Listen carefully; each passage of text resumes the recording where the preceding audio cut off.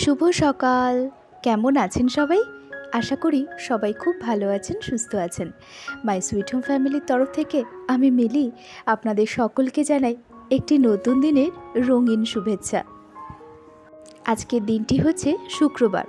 আকাশে ঝলমলে রোদ আর এই রঙিন ফুলের মেলা সব মিলিয়ে চারিদিকটা যেন একেবারে ঝলমল করছে। তবে আজকে আমার এই ছানাপোনাদের একটু যত্ন নিয়েই তারপরে বেরোবো আমার মিষ্টুকে নিয়ে, যাব একটু মিষ্টুর স্কুলে। তাই সকাল সকাল একটু রুটি আর একটুখানি আলু পেঁয়াজ ভেজে নিলাম, তা দিয়েই সকালের আজকে টিফিনটি সারবো। আর তারপরে বেরোবো, যাব মিষ্টুর স্কুল, কারণ আজকে মিষ্টুর ফাইনাল রেজাল্ট। মিষ্টু যাচ্ছে ক্লাস 4 থেকে ক্লাস 5, অর্থাৎ আমার মেয়ের প্রাইমারি সেকশন এখানেই কমপ্লিট।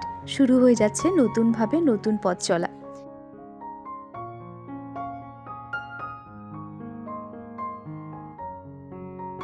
সেই প্রি নার্সারি থেকে মিষ্টুর এই স্কুলটি শুরু হয়। সেই থেকে ক্লাস 4 পর্যন্ত সেন্ট স্টিফেন্সের ওয়েসলিতে মিষ্টু পড়েছে। ভীষণ ভালো, সুন্দর, সোনায় মোড়া স্মৃতি মিষ্টুর। তাই মিষ্টু স্যার ম্যামদের জন্য কিছু পেন্টিং রেডি করেছে দেবে বলে। আর এই দেখুন, পুরো পেন্টিংটা একবার দেখাই। এই যে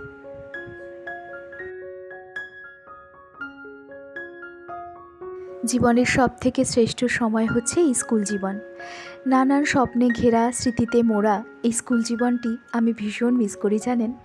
জীবন খাতায় প্রতি পাতায় চলতে চলতে অনেকগুলো বছর এগিয়ে এসেছি, কিন্তু তা সত্ত্বেও যখন স্কুল জীবনের কথা মনে করি তখন কিন্তু ভীষণ আনন্দ পাই।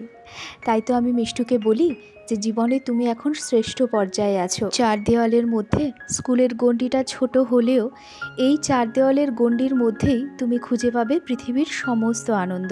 আর এই যে স্কুল জীবনের বন্ধুবান্ধবরা, এরাই কিন্তু হবে সবথেকে শ্রেষ্ঠ বন্ধু।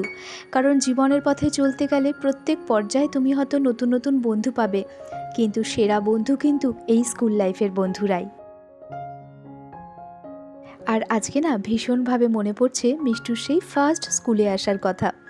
প্রি নার্সারিতে মিষ্টু প্রথমেই স্কুলে আসে। তখন ওর বয়স ছিল প্রায় ওই 3.5 বছর হবে জানেন।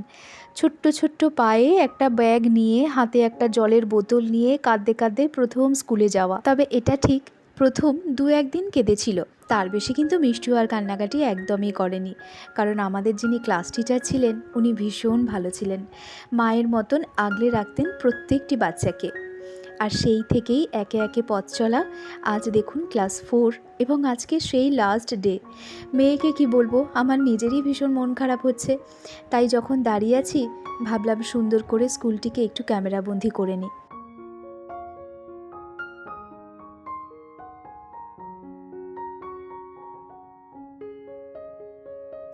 ব্যাস হয়ে গেছে রিপোর্ট কার্ড নেওয়া, তার সাথে স্যার ম্যামদের সাথে দেখা সাক্ষাৎও হয়ে গেছে, কিছু সেলফিও তোলা হয়ে গেছে। তারপর আমরা বেরিয়ে পড়েছি। ভাবলাম একটু মিষ্টি খাওয়াবো, কিন্তু মেয়ের কাণ্ড দেখেছেন, ওর নাকি মিষ্টি খেতে ইচ্ছা করছে না, খাবে একটু চিকেন প্যাটিস। যাই হোক চলুন ওকে একটু চিকেন প্যাটিস কিনে দিই, তারপর ফিরবো বাড়িতে।